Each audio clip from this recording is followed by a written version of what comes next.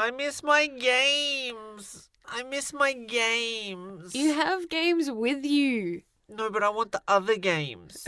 Now you understand how I feel about my wardrobe. The Gaming Lovers Podcast with Brendo and Jem. G'day and welcome to the 56th episode of the Gaming Lovers Podcast. I'm Jem. I'm Brendo, and we are international travellers at the moment. Just exited the Disney bubble. And slowly adjusting to the time zones, recovering a little bit from jet lag. Well, that's just it. We adjusted to the California time zone barely in time, and then we leave to the other side of the country and completely undo our good work because now we're 5 hours off that time. Yes. And I feel like it's bedtime again, and it's about 4 p.m. We had mentioned previously that we were going to be talking about games we've been playing as we travel, good games that you can have offline basically for long-haul flights or road trips and the like. Before we get to that though, now that it's had some time to settle, I would like to know how you are coping with the the announcement and I guess that first trailer for the Sonic the Hedgehog movie with Jim Carrey. Now, Jim Carrey is probably the only high point, I believe. The only issue I have with it is Sonic's design looks stupid and... Only? Literally. I can accept... Don't forget, I've seen the Super Mario Brothers movie. That's bad. Yeah. I've seen the Assassin's Creed movie. That was subpar as well. I've seen a lot of these video game movies. You know what you're getting in for. You know what to expect. Yeah. I don't understand why they designed Sonic that way. It's ridiculous, and he has electric quills for some reason. But, yeah. It's all that kinetic energy. I suppose, okay, you can... There's an argument for why he's electrified, but that's not here nor there. Sonic's design is my only major issue. Why does he have two separate eyes? He should have one big connected eye like he normally has. That's my main... Of all the things, I couldn't care less about his texture of his quills, his strangely attractive muscular legs, his strange proportions after all these years. My biggest concern is the eyes and his human teeth, which for some reason he has human teeth. Maybe they teeth captured John Schwartz or whatever his name is. Teeth captured. Oh my goodness. Goodness me. But first impressions on that trailer, I was sad immediately. Jim Carrey is in 1994 Jim Carrey mode, which was what I asked for and I have received. And I don't know if I want the receipt to try and get an exchange. However, the post-credit scene, if you want to call it that, on that Last trailer, little flicker. the very last thing, he goes from like mock military Eggman with just a silly like kids TV show attitude to actually looking like and being as sinister as the true Eggman. Now, I'm considering this to be the Eggman movie starring a weird Sonic the Hedgehog because I think I'm there for Eggman and that's all I'm there for. I'll still see it. With a slice of James Marsden thrown in, that threw me a little bit. I'm like, oh, James. Well, one of the theories online is that this is actually just a sequel to Hop. Look, yeah. Who knows? I've established on Twitter this is Stockholm Syndrome at this point. I'll go see it. I'll get some enjoyment out of it, and you're coming along for the ride with me. So come November or whenever it's due, or January or whenever it is, you are going to be sitting side by side with your beloved, enjoying his hobby, which he's not even going to enjoy. What did I do to deserve that? You put a ring on it. A ring. You see, Sonic collects rings. It's all relevant. It's all relevant. Well, shall we move on to something that'll put you in a better mood? Please. We are travelling. Yes. We've had lots of good times. We've seen some good friends. We have been spending a bit too much money, as we tend to do on these sort of holidays. But we've also been somehow managing to squeeze in quite a bit of games. Well, trying to being the operative word, I think. You tend to succeed at this much better than I do. I get I have all the best intentions. I bring as many games as I can. Oh, yeah, I might be in the mood for that or that. And then I'm on the plane and I have hours to kill. No reason to feel guilty of playing games and doing nothing else. And I'm just not in the right mood for it. I'm like, no. I've said this to you privately, not on the podcast, but if you put me in a seat and say you can't move from here for 14 to 16 hours, you have entertainment, you have games, you have books, you have movies, you can sleep if you'd like, I'm happy. I can do that. I can deal with that for that time frame. So I am always happy to game or to watch a movie or just, I'm sort of not enjoying it, but I can endure it with aplomb. Yeah, whereas I know that I'm going to be trapped in that cramped space for a while, so I get antsy. Like the first hour I'm okay, or when they feed me, I'm okay. That just sounds like your everyday existence. I'm like, no, because I know I can get outside and things like that. But yeah, I get really, really antsy. So all those games, and we'll go through them soon, that I bring with me and that are weighing down my luggage, kind of just stay there mocking me. So let's jump into it. Well, when some people pack their luggage for their trip, they've got their carry-on, their checked luggage, their one personal item, and they have to sort of weigh up, all right, which favourite pairs of underwear and socks do I bring? I want the most comfortable range of clothes. I want shoes that are suitable for this, this, and this. I want all my toiletries. No, that's not Brendo's priority. Priority number one, what video games am I bringing? Which handheld equipment am I bringing? Which games? Which headphones? Which chargers? That's my number one priority. And it can be a trickier decision to come to than you might think. Absolutely. Especially when you've got as many options that we have in this day and age. Back in the day, you had the classic gigantic brick Game Boy, or potentially you had the cutting-edge colour screen of the Sega Game Gear, if you had enough batteries to run that for about 40 minutes before it died. Just have a backpack full of batteries. But nowadays, you've got the current line of handheld consoles, the Nintendo 3DS, the PlayStation Vita, the Nintendo Switch has arrived, which is a portable option. And in addition, mobile phones and tablets have enough raw power these days to run good-looking mobile games as well. Or ports of games that were once on consoles that have now been made mobile versions. Incredible. So good. What an age we live in. You can fly from one country to another and enjoy a video game at the same time. Or if you fly first class, you can be like some schmucks who manage to get free internet and play Fortnite for 24 hours. Jerks. Not jealous at all. Not that I don't want to play Fortnite, but I would just like to be able to play a console-level game as far as having that controller in my hand. I feel like if I could play a game like that I know and love, well, the time would fly.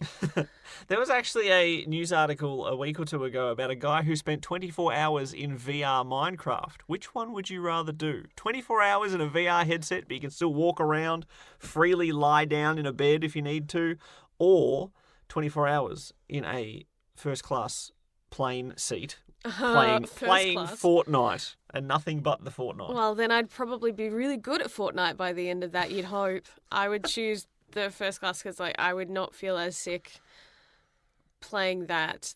24 hours with a VR headset on. Oh my goodness, that sounds like a lot of vomit waiting to happen. It wouldn't go well for me. I'd be on the floor and unintentionally within 90 minutes, I'm sure. Eaten by creepers. But back to what we were talking about. How do you decide? How do you personally decide? Jem, my dear, I'm asking you. How do you decide which handheld gaming I don't. device gets the nod? No, I bring what I can squeeze in because I'm so indecisive. And I'm like, I don't know what mood will take me, so I bring it all. There are some days where we literally decide what's for dinner at dinner time and we have zero ingredients for it and I have to make the journey to the shops to get ingredients because Jem, we never know what sort of stomach mood Jem's going to be in at dinner time. We can't prepare for these things. Most families do because they buy the groceries and Well, that's they what's have for dinner to. 3 days later. You're the same with your video games when you travel. You never know what's going to strike your fancy, and so you bring everything. Pretty much. What have you brought on this holiday with you? I have my phone, my iPad, my Vita, and my DS. Little over-prepared?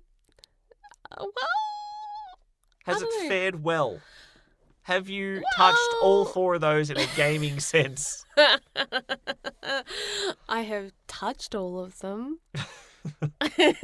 In a gaming sense? Well, because look, I can I explain my choices? Of course. I brought, obviously my phone goes everywhere, so that's a given. My iPad is also loaded with more than just games. It has like TV shows and movies and books and things as well. Yep. So that to me would have come regardless. Makes sense. My Vita has lots of games I can play without guides, but there are some that I would need guides for that I want to play, but that I can't play because I need the guides. So I'm looking at those titles and I want to play them and then I can't, and then I get angry and then I don't want to play anything on it. And then on the DS, I have a couple of big games that I kind of like, oh, I should start that. And then they're so big that it freaks me out, and so I keep putting it off, and then I just end up playing a puzzle game for Just like go back 8 to hours. Gudetama. No. Tap. No, I haven't been tapping. Imagine the points you could get on a 16-hour flight in that game. Millions, I tell you. Pretty sure that needs the internet. Oh, it's a shame. It's really not. You've turned on it. You were defending this game last time we spoke. I was just saying that it had a better score rate than Sonic Boom. Savage. I'm just saying. The stats don't lie. Touche.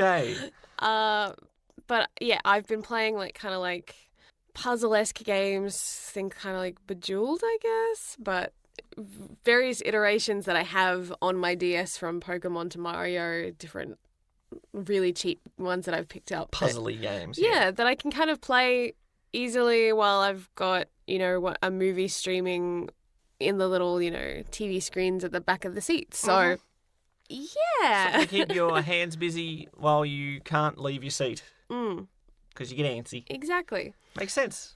So that's been it. I've really wanted to play some story-based stuff, but I find I start something and then after about half an hour I'm like, are we there yet? And I can't concentrate. It really sucks. That's kind of funny because I have a very similar point, but I specifically choose one device for a slightly different reason, but I still have options. Now, on this flight, I've opted to bring my PS Vita for multiple reasons. Firstly, I was leaning towards the Nintendo Switch, but I was worried that it might get lost, stolen, or damaged. And to get that replaced would be, travel insurance is a thing, obviously, but the inconvenience of trying to transfer an entire profile across and, I want to play my Switch as soon as I get back. I have Smash Brothers that I want to dive in when I get back. Through the door, not even a shower after the return flight. I'm going straight to the Switch. So I did not want to bring that in case I lost it. Now, my Vita, I love to death, but it's easily replaceable. You have a Vita. If I need to desperately play a Vita game, I can play your Vita. Yes. It's not as big a problem. You can give me trophies. I don't mind. I bet you wouldn't. The second reason I chose the Vita is that I was one of the few smart/dumb people to invest multiple figures of money in a very high capacity memory card for my PS Vita. 64 gig. You can fit a lot of Vita games on a 64 gig memory card. Now, another reason I like it is that PS Plus freebies are excellent at killing half-hour blocks. If you have downloaded or at least added them to your library, you probably have, depending on how long you've been a subscriber, potentially dozens of games to try. And sometimes, like you said, you play something for 30 minutes and then you get fidgety and go, no, what else can I do? If you have a assortment of PS Plus games to sort of just go, I'll try this for a bit. Yeah, that's not working for me. I'll try this one. Yeah, it's not working for me. But then you might strike gold. I was like that when I tried Spelunky. I'm like, what is this game? I get it for free. Let's give it a shot. I played it non-stop for like 4 weeks. And I never knew what it was before I gave it a try. You never know when you're going to strike gold. And even if you play something that was not worth investing half an hour in, you're half an hour through a 16-hour flight. It has helped pass the time. Now, of course, you factor in that alongside games that I have deliberately stockpiled for this holiday, games that I know are good or that I know I want to replay, and you've got yourself the right device for the job. And the fact that they had a PS Plus, PS Store sale on the big in Japan topic, pretty much just exactly what I like to play, and you have a few more extra winners on top. Nothing like seeing all these games that you paid like full price for back in the day for like $5. Like, man. Now, we're trying to save our money for the holiday, and there's a few places that certain people shouldn't go in life. If you're an alcoholic and you're recovering, you probably shouldn't go near a bar. If you're a recovering gambler, you probably shouldn't go near a casino. If you're Brendo trying to save money for a holiday, you probably shouldn't go on the PlayStation Store. But I did, and I spent a grand total of $12. So you can't blame me for trying to be thrifty. Well, that definitely establishes the consoles, you could say, the portable consoles that we wanted. But as far as games go and the wide range of choice that we have on each of these devices, we're going to cover that next after this. Share the love. Follow us on Twitter at Brendo Jem. That's BRENDOJEM. So how much of Stardew Valley have you played on your phone, Brendo? More than I expected to. Now, a couple of days before we even shipped out of the great land down under, I had some time to kill at work and was away from my bag, which has got all my novels and gaming consoles and everything else. So I'm like, what can I do on my phone? Oh, yeah, I downloaded Stardew Valley. I'll just give that a try. And then I played it for an hour. So the momentum was there for that to swing in there. But that's neither here nor there. Let's not discuss Stardew Valley right now. Because Stardew Valley is a game you can play. There's barely any restrictions of what you can or can't do. You can enjoy it at your own pace. There's no limits. Certain games are not as free form and potentially are troublesome to try to enjoy while you're flying. Now, you mentioned before there's certain games that you wanted to play on the flights, but due to not having access to the internet where you get most of your guides from. Yes, or to be able to actually link up, because so many games now require constant internet connections in order to actually function. So some of the stuff I have on my tablet and on my phone won't even open because they need the internet. Oh, but if you are on a specific flight, so you can access the Wi-Fi for a small nominal fee. Sometimes they'll include, some flights do include free Wi-Fi. If they're a good airline, they'll throw that in. But it's not the most reliable, especially for gaming. It's more to update Facebook, really, if anything. And sometimes you get, you're going to have this and this sort of entertainment on this flight. You'll have access to these ports. You'll have all these things. And then you get on the plane, you're like, this is not the plane that was advertised to me. When you get on an old plane that doesn't even have like USB ports to charge your devices, that's the worst. So I do not think it's smart to bank on having the internet available to you. So we will scratch those off the list. Yep. Anything that requires a guide is obviously going to be trouble. So sadly, that usually means when I replay Persona, whether it be 3, 4, not that I can bring 5 because that's only on the PlayStation 4, sadly. But I still use guides for those just to make sure that I don't miss crucial things, and also for key dungeons and boss fights, because even though I've played them multiple times, they can still be pretty hard.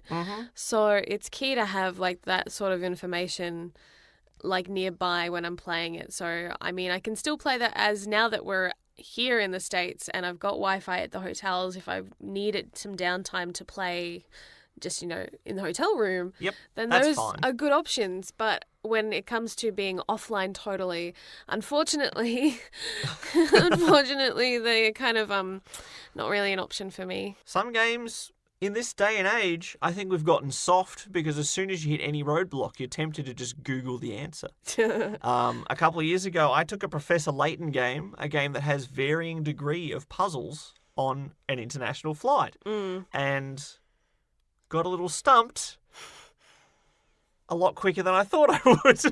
I'm a smart guy. I love puzzles. I'll just play this. It'll keep me entertained for hours. And there was one puzzle. It was probably one of those ones where I didn't have to do it, but I had to do it. And I got stuck. Yeah. I couldn't look up anything, and so I got flustered and moved on to something else. Certain games, especially this day and age, with the internet always at our doorstep or on our mobile phones, always within arm's reach, we'll say, it's too tempting. And so we don't use our actual brains anymore. No, we take the easy route. It's like when calculators first really came in, a lot of teachers complained that kids weren't using their brain in order to do the arithmetic. And there is a fair point with that. The point of studying a lot of that is to be able to do it on your own and not rely on technology to do it for you. And the kids these days, I'm sure, don't even know how to spell basic words because they just got to get somewhere close to it. I know. And then autocorrect will solve the problem for you. That's why the grammar, especially just on social media, it physically hurts me sometimes. Sorry if we keep going off topic. Jet lag's killing us. We're It's very just going to easily be our distracted. go-to excuse this entire for the next month. 6 months from now on a We're future so jet podcast, lagged. it's like, jet lag's still just Yeah. gnawing at our heels. Not just that we, normally ramble. No, never us. We're totally always on point and really focused. All right, Jem, look at me. Look at me. Eyes on eyes. Always. Focus. Focus. Because this is important discussion. All right. We still got more flights to go on this trip, and I need to make sure I've picked the right games. So, we've discussed certain styles of games are not good. They're just not good for international flights, long-haul flights. Not good. Multiple hours of sitting in a seat. What sort of games are actually good? I think it depends on the person, but let's have a look at some different categories that could fill in the blank. My first go-to are puzzle games. Games that are good for if you're like me and need something that you can kind of half focus on, or that you can kind of play but also while listening to music or watching a movie or TV show you've seen before, so you can kind of consume two things at once. That will relax you, I guess, a little bit and help calm any nerves if you do have nerves when traveling. Yep. Now, you just said enjoying a movie you've already seen. For me, video gaming on a long flight like that, if there's a game I've already played and I know my way through it, but I want to experience it again, this is the perfect opportunity. I downloaded onto my PS Vita for this very reason and haven't even touched it, but it was there as an option. Metal Gear Solid 3, Snake Eater, a game I have never played on the Vita, but I know that game so darn well on the PS3 that I could, on PS2 and PS3, I've played it multiple times on multiple consoles, I could get through that without a guide and still enjoy the story, the cutscenes, the gameplay, just on a different unit. If only Dragon Age was on the Vita, Aw. I would be set. I would not need anything else.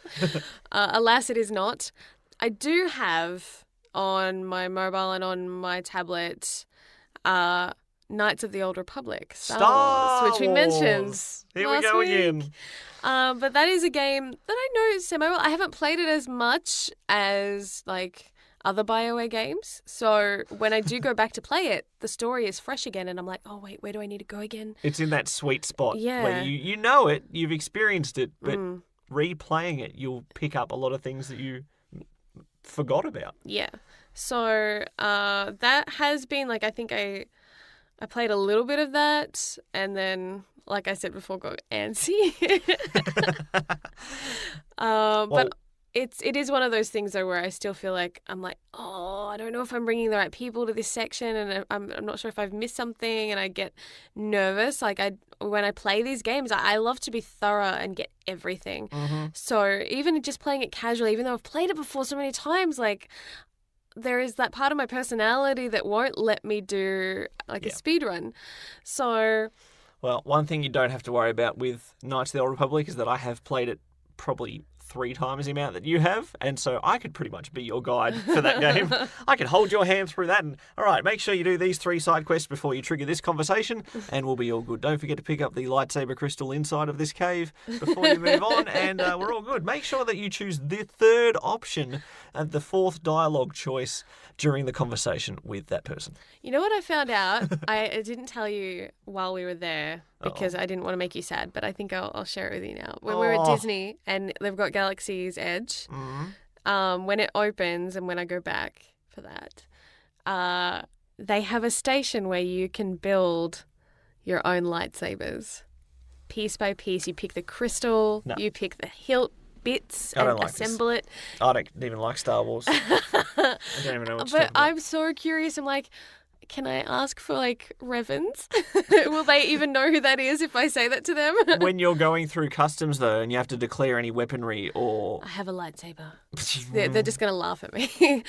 Thankfully, you can disassemble it so that way it should fit into luggage. But because disassembling weapons is fine to bring on. I don't think that's going to fly with security. Weapon. It's not even like a convincing model of a weapon like other people get replicas. It's not even like that. But yes, very funny. But I'm like, I would love, I don't know, and it's a very big long shot, but if they have anything that like hints at those games, I will be all over that. So, and you are looking at me really sad, and I'll change the subject now, sorry. So also on my phone and tablet, I have Fallout Shelter, which can be played offline. Thankfully. Yes. It is a game that has microtransactions, so often it is supposed to be linked, obviously, while you have internet connection.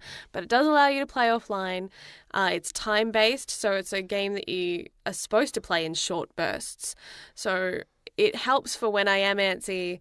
I can play it for about 5-10 minutes, shut it, go do something else, and then come back to it and feel like I've made some progress. See the results of what poor Joe Broderick that you've just sent out into the wasteland by himself, armed with only a wrench and a baseball cap.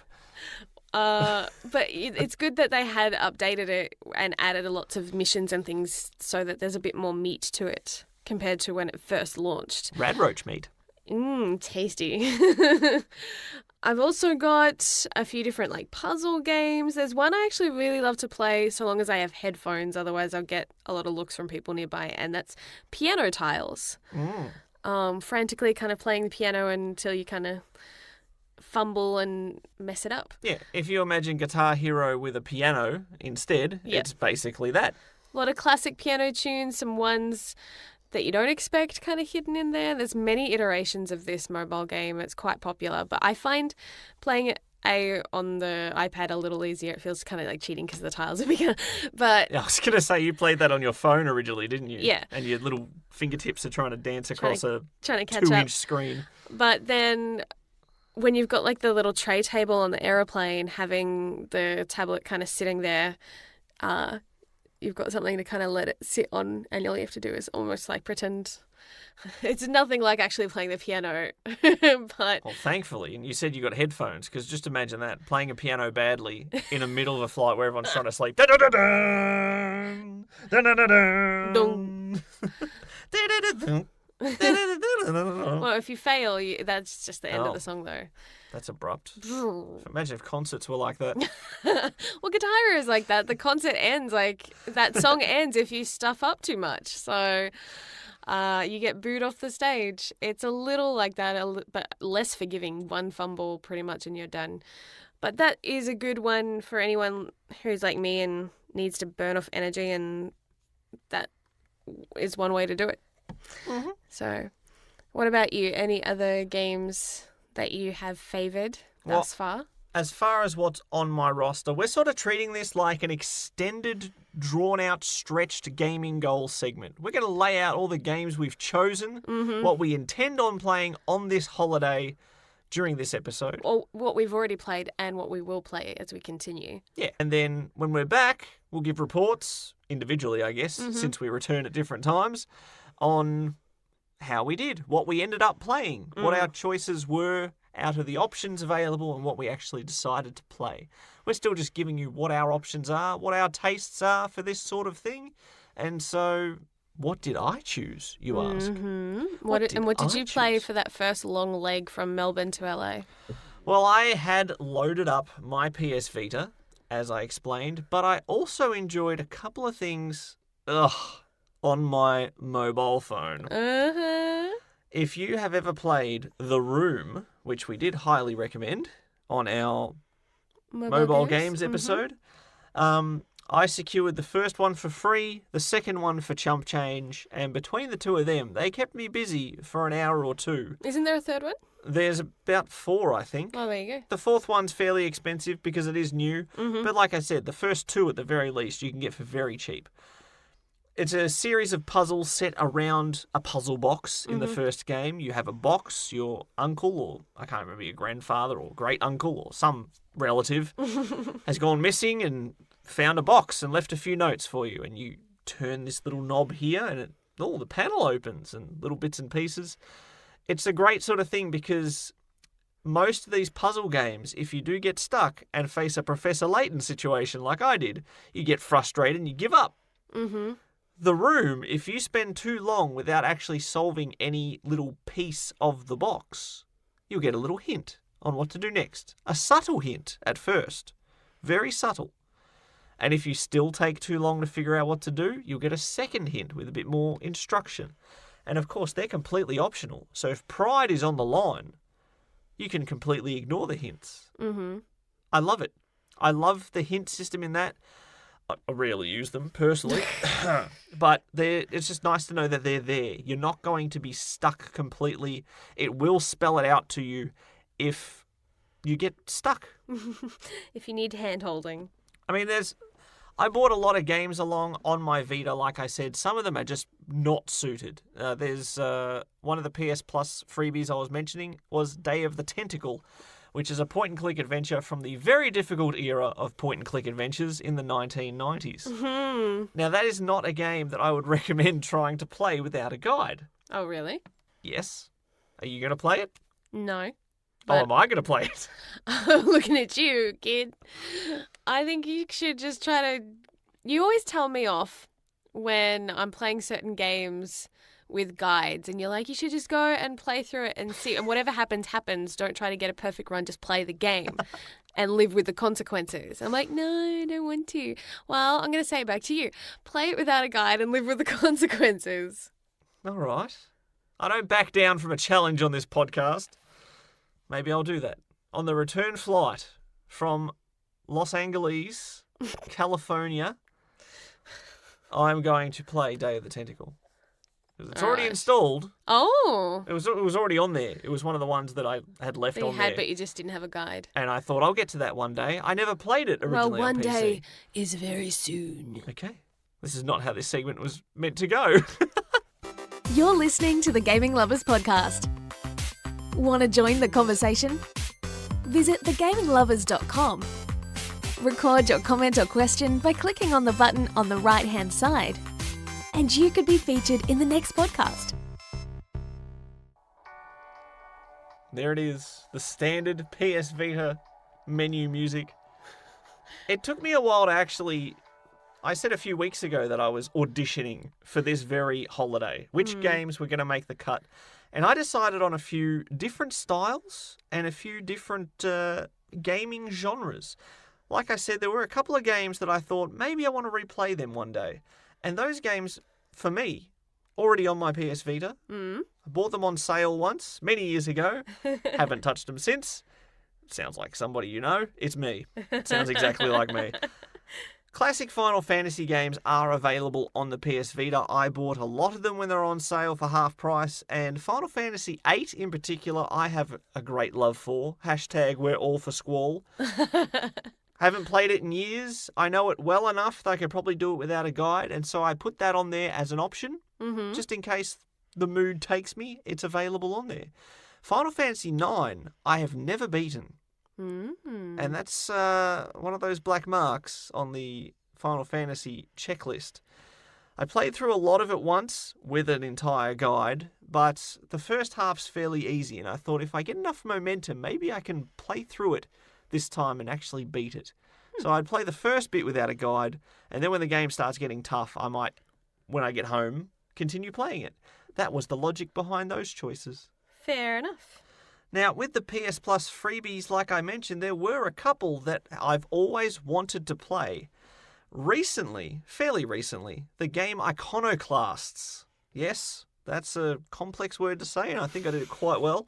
Iconoclasts is a 16-bit looking platforming adventure. Yep. Sort of a Metroidvania style thing. You are a girl with a hefty big wrench. I don't know much about it, to be honest. Before this holiday, I knew very little about it. But I knew it rated very well, and I knew it was something that I wanted to play one day, and so what better time to get lost in a game? Like I said, I wanted to try some of these games. If they don't click, they don't click. I've got things that I know will click waiting in the backup wing, just in case. Always good to have backup. I've also got a visual novel that I got partway through and lost interest in because I was distracted by something shiny. It happens to me sometimes. But when I'm in a plane and there's nowhere to go, there's less shiny things shiny in my face. So Chaos Child, from the same company that gave us such great visual novels as Steins Gate. So I thought maybe I'd give that another spin, start to finish. Yep. There is also another game called 2064 Read-Only Memories, which does play a lot like A Day of the Tentacle, sort of old-school point-and-clicky adventure, but it's modern and has voice acting and is another one that's apparently pretty good. Another one that I've always said, I want to play that one day, and just never really got around to it.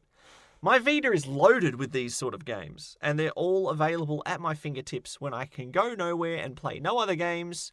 What better things to play than the ones that I've put off indefinitely? Get rid of that backlog a little bit too. Clear off the backlog. These are not real official backlog games, though, because they're games that you have not played that has been sitting there for a while. PS Plus games. I have to backlog. play every game on my PS Plus subscription. If you paid for it, yeah. Have you watched everything on Netflix? The stuff I want to watch. Exactly my point. I win that argument. I'm so happy.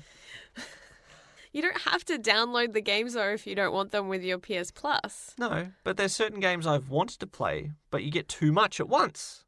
And so you sort of spread them out. This is the therefore, perfect because time. you've downloaded it, it's on your backlog. Okay, well, I've just added a dozen games to my backlog then. No great surprise if you know me. Rounding out the roster of these pixelated graphics is a game called Super Time Force Ultra, which I dabbled in on the PS4 and quite enjoyed it. That was thrown on the Vita as well. And I rounded out my selections with the backup options. Two games in a series that I have recently started to replay. Sly Cooper 2 and 3 are there just in case I want to do a little platforming. I love platforming games. There is not enough of them these days. And the PS Vita, I have the option to play two of my favourites from the PS2 era in my handheld form. That's always a winner, and so they are sitting in the wings in case nothing else clicked. But the piece de resistance of time killing and maybe a reason why I started crying on one of the flights was not because of an emotional story, but because of utter devastation. And what exactly caused such devastation? Let's build a little suspense and have a break, and you'll find out after this. Share the love. Like us on Facebook at facebook.com/thegaminglovers. Now, I mentioned earlier that I just can't seem to help myself when there's a sale on the PlayStation Store. And thankfully, the sale timed up a day before we left with a game I had my eye on that's available on the PS Vita. The stars were aligned, my dear. The stars were aligned. It's good when things work out like that. Occasionally, a game's concept or its style will catch my eye, and sometimes I just check average review scores and see what's trending upwards in the high 90s, or low 90s, or high 80s. I have quite a forgiving love of games, and so I'll play pretty much anything. But I saw reviews coming in for a game called Darkest Dungeon, a game that's tough, harsh, gives you a little bit of that XCOM feeling where you get attached to a character and then they die and they're gone forever. But it's available on the PS Vita. And I happened to be a good boy and wait until that was on sale. So that became the crown jewel of my roster. A game I've wanted to play, bought recently, so the novelty's still there, the excitement's still there. And there it is. I've got opportunity. Opportunity, desire, and whatever the first one thing I said, I've forgotten because I'm just excited. I've been playing Darkest Dungeon. It has been everything I hoped it would be, and I have been frustrated. I've been elated. I've been sad. I've been joyous with satisfaction. I've run the roller coaster of emotions through one enjoyable portable game. My emotions. Some of the things are, I guess, that I can look forward to as far as gaming. Because we've been shopping as we're over here. We have. Visiting places like GameStop and seeing that their Vita collection is still a lot better than Australia. Nothing like Japan, but significantly better than Australia. Nothing like Japan. Now, Japan had shelves and shelves and shelves and shelves of PS Vita games. So many. But they're all in Japanese. Australia, you walk into a specific video game selling store, you might be lucky to count the Vita titles on your hand. Thankfully, the American region, and yes, PS Vitas are region-free, which is definitely a plus. Absolutely. They get a lot more physical hardware games which go on sale at different times to digital sales. Yeah. So if the timing's right, which it was for us, we waltzed on in to a GameStop. I keep going to say GameSpot, but that's a video game review website. GameStop. And we bought a couple of Vita games. Yes. To extend our options for our remainder of our holiday. So one of the visual novels that I had played a while ago now, the sequel for that, we managed to get on sale for like $15. So that was pretty good. Code Realize, Future Blessings. And there's a third one out now, but that one is not on sale, so I can wait. There was a few new ones that we had not seen in Australia that we picked up as well for around the same price. You found a game for what, $3? Yes. I have mentioned on this podcast, probably on the Sonic the Hedgehog episode, that I did a weird thing and bought an American Sega Genesis, known as the Sega Mega Drive here in Australia, but I bought a US Sega Genesis. And what did I find for $2.99 American? Sonic the Hedgehog 2, a Genesis cartridge. I'm so happy. I can't wait to go back home and play a game that I've already bought on other things, but to play it on an American console with American cartridge, I don't know, it makes me happy. Don't look at me like that. I'm trying to get as much enjoyment out of Sonic Hedgehog series that I can now before the whole thing goes up in flames when that movie launches.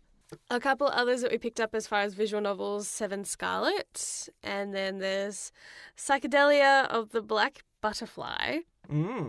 Sounds right up your alley. Well, they're all visual novels, so unless they're shockingly bad, they're up my alley. Then we've got a JRPG. I'm not sure if this is like pronounced is or Give wise it a try. or What were your options? is. I don't know. Don't look at me like that. Memories of Celceta. I'm not sure if I'm saying that right. And then an action RPG, Odin Sphere. Here's another word.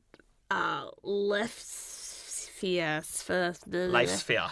It's like Thor's hammer, the Mjolnir or whatever. Mjolnir. Like, it's so hard to say.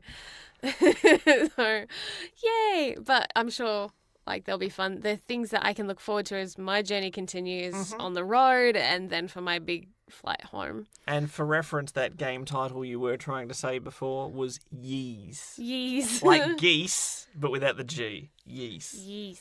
I have a very bad habit of that. When I discover a new series, I want to play an entire series. And I picked them up here and there. That was on sale for a price I couldn't say no to. And JRPGs on my Vita, that and visual novels, it's what it's made for, basically. Totally. So that's where you get your money's worth. People who don't like, I think, JRPGs or visual novels wouldn't get the money's worth out of the Vita. And that's sadly probably why it hasn't flourished like it has in Japan, obviously. oh well.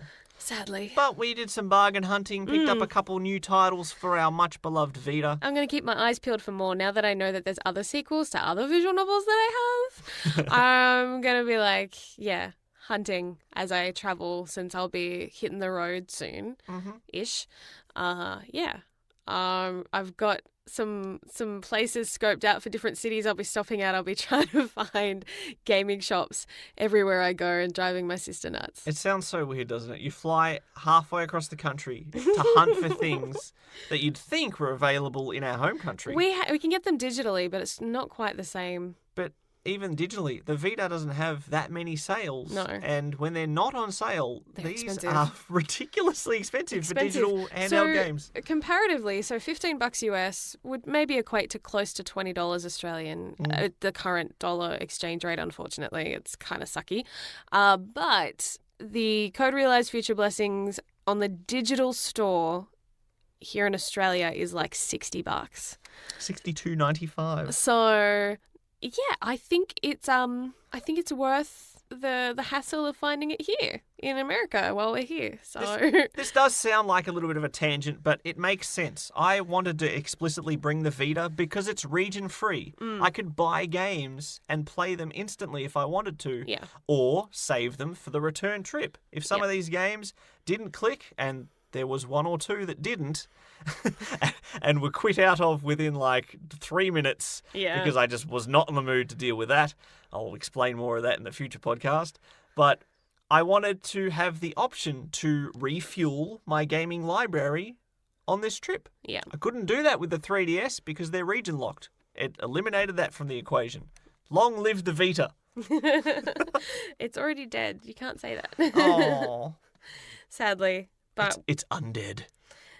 we still have all of our old like Game Boys and things like that, and they still work. So if we keep the Vita in good condition, then hopefully the games we have with it will last as well. So, but yeah, I'm excited to try out some of these things and find new games and just add to the huge mountain of games I have to choose from already, and then completely disregard them all and play a quick mobile game.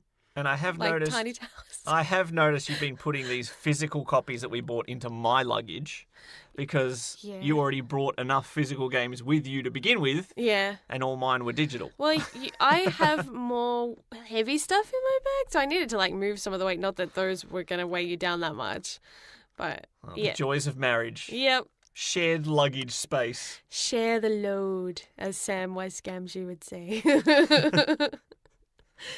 Well, this seems a bit strange, dear, because normally this is the part of the podcast where we say, and what do you plan on playing the next 7 days? But because of the crazy travel schedule and we want to keep what we have played, how successful our holiday gaming has been under wraps for now. Yeah.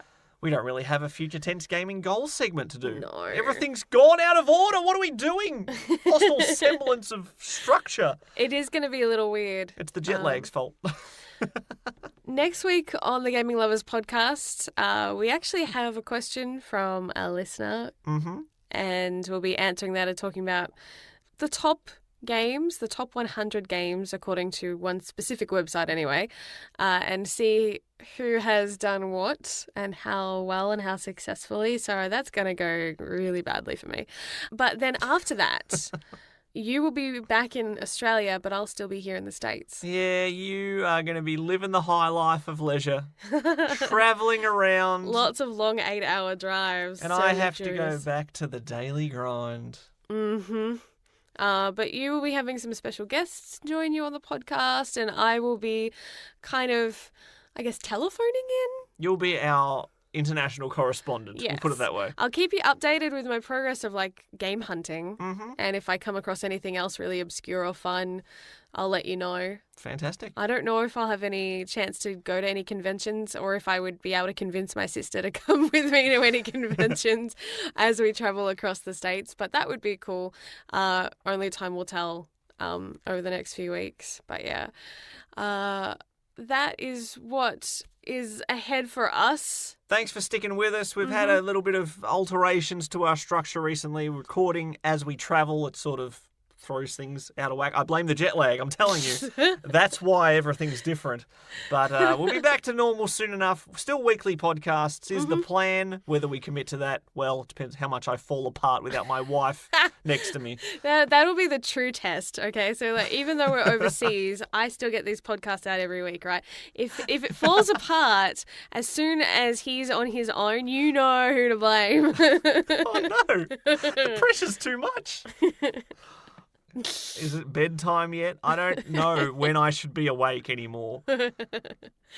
Thank you so much for joining us, and we hope to catch you next time on the Gaming Lovers podcast. I've been Jem. I've been Brendo, and we will chat again next week. Bye, Nara. Chowski, y'all. That's American, you see. Oh my goodness. Thanks for listening to the Gaming Lovers podcast. For more episodes or to watch some live stream gaming, visit thegaminglovers.com.